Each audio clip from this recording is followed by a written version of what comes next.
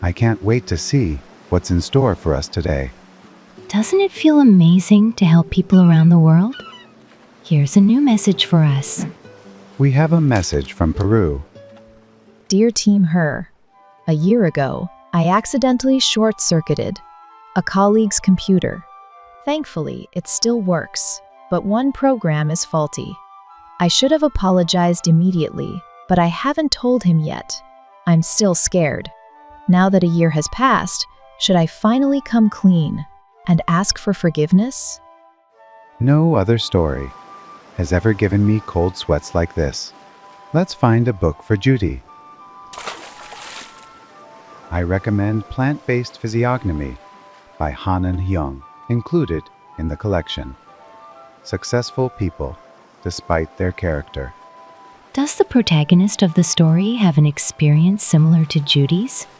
Like Judy, the protagonist Minji struggles to be honest with her co-workers. Working part-time, caring for plants, she catches the eye of the owner of the vegan restaurant, Plant Eating Tiger, and becomes the manager of its Yeonnam-dong branch.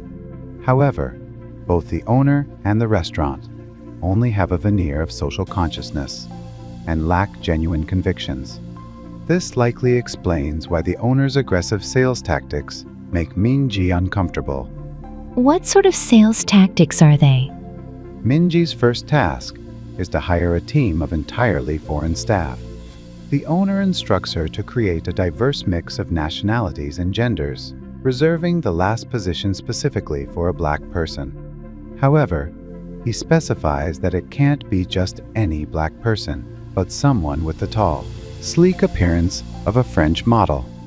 For all his pretense of supporting racial diversity, he's actually more racist than anyone else. That's not all. Minji's second task is to suggest that the other staff members move into the owner's shared house and subscribe to the meal service. Once again, she complies with the request. Of course, all this money goes straight back into the owner's pocket.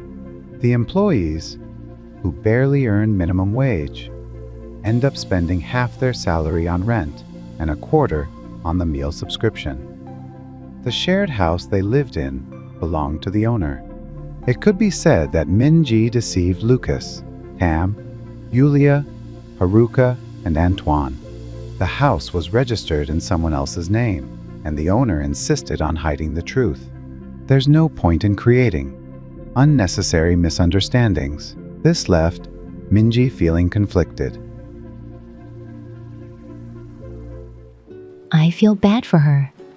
Minji must be uneasy, knowing that she has to keep deceiving her colleagues.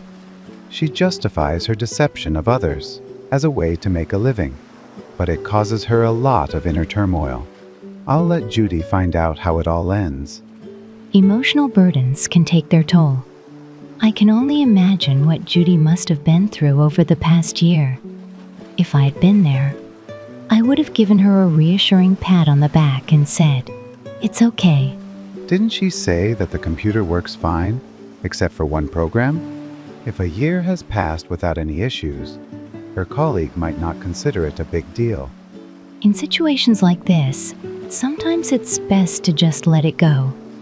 But if it continues to weigh on your mind, mustering the courage to speak up is another option.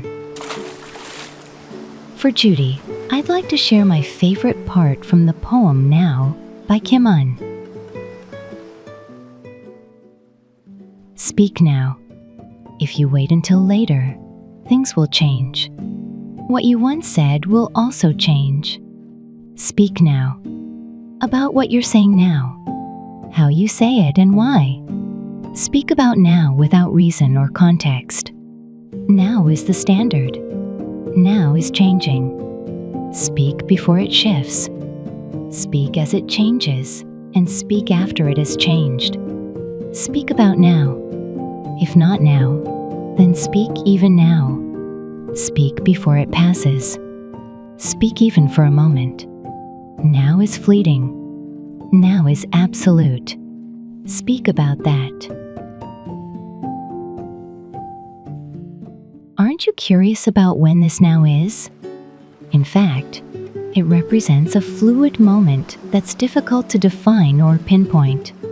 I believe the relativity of now can give Judy more freedom. Since she's reading this poem now, a year after the short circuit incident, it's not too late for her to apologize now, is it?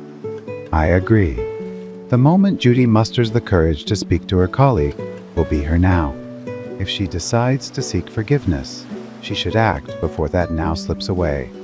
I'm not urging Judy to speak up soon, but I want to emphasize that if she has something to say, she should definitely come out with it. Perhaps she can share her feelings when she's ready to do so sincerely. Even after a year, her continued concern shows that she genuinely feels remorse. What matters is whether she decides to let it go or chooses to speak the truth. Either way, I'd like to send my best wishes to Judy, who must have had a tough year. I hope this message helps her make the right decision. All right, let's get going again.